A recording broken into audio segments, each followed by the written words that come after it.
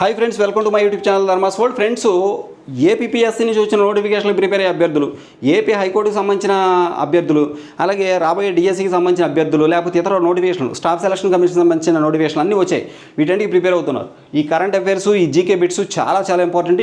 ఇవన్నీ కూడా burning ఇష్యూస్ని base చేసుకుని మీ అందరి కోసం ఇది తీసుకురావడం జరిగింది. ఈ వీడియో అందరికీ షేర్ చేయండి. ఈ ఛానల్ సబ్స్క్రైబ్ చేయడం మాత్రం మర్చిపోవద్దు.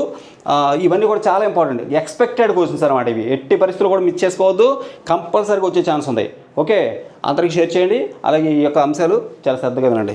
ఓకే, ఇక్కడ చూడండి, ఆర్థిక వ్యవస్థ నివేదికలు, దీనికి సంబంధించి చాలా ఇంపార్టెంట్ బిట్స్ అనేవి మనకు తీసుకురావడం జరిగింది. ఇక్కడ చూద్దాం, ఆర్థిక వ్యవస్థ నివేదికలు, దీనికి సంబంధించి ఇక్కడ బిట్స్ చూస్తే 2025-26 ఆర్థిక సంవత్సరానికి గాను ఆంధ్రప్రదేశ్లో అత్యధిక తలసరి ఆదాయం నమోదు చేసి మొదటి స్థానంలో నిలిచిన జిల్లా ఏది? మన ఏపీ రాష్ట్రంలో అత్యధిక తలసరి ఆదాయం నమోదు చేసి మొదటి స్థానంలో నిలిచినటువంటి జిల్లా ఏది అని అడిగారు. 2025-26 ఆర్థిక సంవత్సరానికి సంబంధించి విశాఖపట్నం జిల్లా. ఇక్కడ ఒక్కొక్కరికి తలసరి ఆదాయం మిగిలిన రాష్ట్రంలోని మిగిలిన జిల్లాలతో పోల్చుకుంటే ఎక్కువ ఉందన్నమాట. ఓకే, ఇక్కడ చూడండి, 5వ ప్రశ్న. ఇక్కడ చూడండి, ఇంకో ప్రశ్న. ఇటీవల విడుదలైన ఇండియా జస్టిస్ రిపోర్ట్ 2026 ప్రకారం వినియోగదారుల న్యాయం, కన్జ్యూమర్ జస్టిస్ ర్యాంకింగ్ అందించడంలో దేశంలోనే ప్రథమ స్థానంలో నిలిచిన రాష్ట్రం ఏది? ఇది చాలా ఇంపార్టెంట్. ఇటీవల విడుదలైన ఇండియా జస్టిస్ రిపోర్ట్ ప్రకారం వినియోగదారుల న్యాయం అందించడంలో దేశంలో ప్రథమ స్థానంలో నిలిచిన రాష్ట్రం, వినియోగదారులకు న్యాయం అందించడంలో దేశంలో ప్రథమ స్థానంలో నిలిచిన రాష్ట్రం ఏది? ఇక్కడ ఒక రిపోర్ట్ రిలీజ్ అయింది, ఇండియా జస్టిస్ రిపోర్ట్ 2026 అనేది రిలీజ్ అయింది. దాని ప్రకారం ఏ రాష్ట్రంలో ఉన్నటువంటి వినియోగదారులకు సత్వర న్యాయం దొరుకుతుంది అనేది మనకి ఇక్కడ అర్థం ఉంది. ఆంధ్రప్రదేశ్. Expected, unexpected. ఆంధ్రప్రదేశ్లో వినియోగదారులకి న్యాయం ఎక్కువ జరుగుతుందట. ఓకే, ఈ రిపోర్ట్ ప్రకారం ఆంధ్రప్రదేశ్ ఇటీవల విడుదలైనటువంటి ఇండియా జస్టిస్ రిపోర్ట్ 2026 ప్రకారం వినియోగదారులకు న్యాయం అందించడంలో దేశంలో ప్రథమ స్థానంలో నిలిచిన రాష్ట్రం ఆంధ్రప్రదేశ్. నెక్స్ట్, నీతి ఆయోగ్ విడుదల చేసినటువంటి ఎక్స్పోర్ట్ ప్రిపేర్డ్నెస్ ఇండెక్స్ నీతి ఆయోగ్ రిలీజ్ చేసింది. ఏ report? Export preparedness index. Andhra Pradesh దేశంలో ఎన్నో స్థానంలో ఉంది ఈ ఇండెక్స్ ప్రకారం? ఎక్స్పోర్ట్ ప్రిపేర్డ్నెస్ ఇండెక్స్లో ఆంధ్రప్రదేశ్ ఎన్నో స్థానంలో ఉంది అంటే 5వ స్థానంలో ఉంది, 5th ప్లేస్లో ఉంది. ఓకే, గుర్తుపెట్టుకోవాలి. నెక్స్ట్, మనం ప్రభుత్వ పథకాలు, విధానాలు, చాలా ఇంపార్టెంట్. ప్రభుత్వ పథకాలు, విధానాల గురించి ఎక్కువ సార్లు బిట్స్ అడుగుతున్నాడు. ఇప్పుడు ఇంకెక్కువ అడుగుతాడు. ఈ సందర్భంగా ఎక్కువ బిట్లు అడిగే అవకాశం ఎక్కువ ఉంది ప్రభుత్వ పథకాలకు సంబంధించి, నివేదికలకు సంబంధించి. అది ఎందుకో మీ అందరికీ తెలుసు.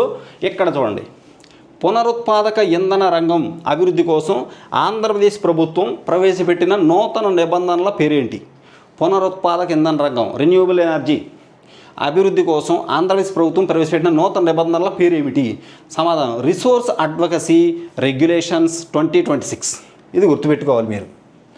ఏంటమ్మా అంటే అదే రిసోర్స్ అడ్వకసీ రెగ్యులేషన్స్ 2026. ఏంటి? పునరుత్పాదక ఇంధన రంగం అభివృద్ధి కోసం ఆంధ్రప్రదేశ్ ప్రభుత్వం ప్రవేశపెట్టిన నూతన నిబంధనల పేరు.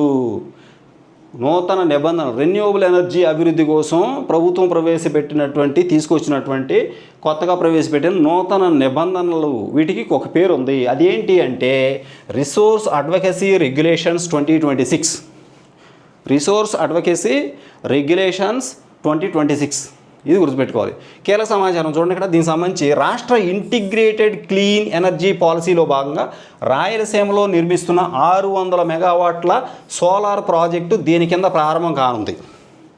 దీని కింద ముఖ్యంగా జరుగుతున్నటువంటి ఇనిషియేషన్ ఏంటి అంటే రాయలసీమలో నిర్మిస్తున్నటువంటి 600 మెగావాట్ల సోలార్ ప్రాజెక్టు దీని కింద ప్రారంభం కానుంది. ఇది గుర్తుపెట్టుకోవాలి. పునరుత్పాదక ఇంధన రంగం అనగానే సోలార్ ఎనర్జీ అనగానే 600 మెగావాట్ల సోలార్ ప్రాజెక్ట్ అనేది రాయలసీమలో నిర్మిస్తూ ఉన్నారు.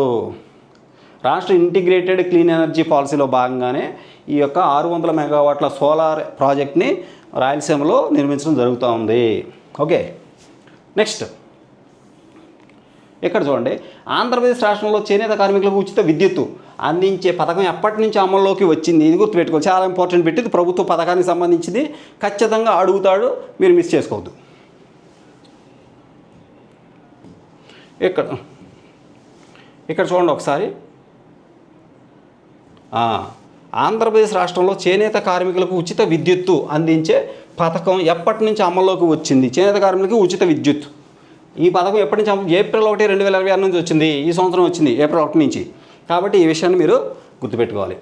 నెక్స్ట్, దివ్యాంగులకు ఉచిత ప్రయాణ సౌకర్యాన్ని కల్పిస్తూ ఆంధ్రప్రదేశ్ ప్రభుత్వం జారీ చేసిన తాజా ఉత్తర్వు ప్రాజెక్టు పేరు ఏమిటి? చాలా ఇంపార్టెంట్ బిట్టు, ఇది గుర్తుపెట్టుకోవాలి. ఎందుకంటే ఆల్రెడీ ఉచిత బస్సు ఇవ్వడం జరిగింది.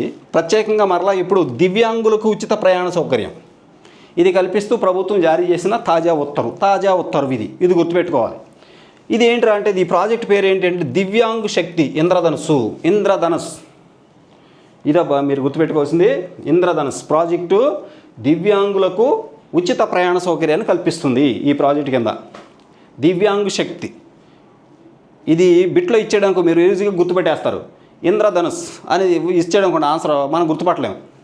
అందుకని ఇంద్రధనుస్ గుర్తుపెట్టుకోవాలి మీరు. ఓకే, నెక్స్ట్ ఇంపార్టెంట్ టాపిక్ మనం దాంట్లోకి వచ్చేసాం.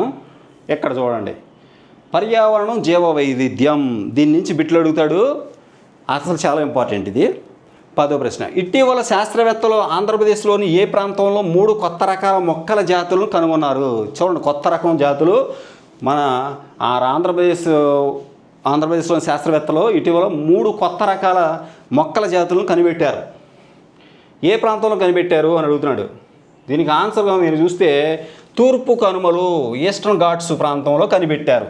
తూర్పు కనుమల్లో దొరికే 3 కొత్త రకం మొక్కలు ఆంధ్రప్రదేశ్ సైంటిస్టులు కనిపెట్టారు కొత్తగా. తూర్పు కనుమల్లో ఉన్నాయి.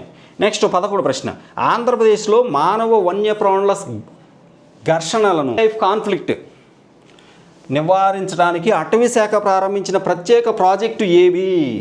అటవీ శాఖ ప్రారంభించిన ప్రత్యేక ప్రాజెక్టులు ఏది అన్నాడు. ఇది చాలా ఇంపార్టెంట్ బిట్టు, ఎట్టి పరిస్థితుల్లో మనం ఇచ్చేయకూడదు.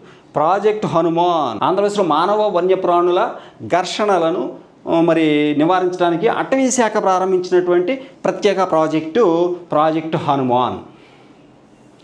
ఓకే, నెక్స్ట్ మనం మిగతా బిట్స్ నెక్స్ట్ వీడియోలో చూద్దాం. ఈ వీడియో అందరూ షేర్ చేయండి, ఛానల్ సబ్స్క్రైబ్ చేయడం మాత్రం మర్చిపోవద్దు. ఇంకా కొన్ని బిట్స్ ఉన్నాయి.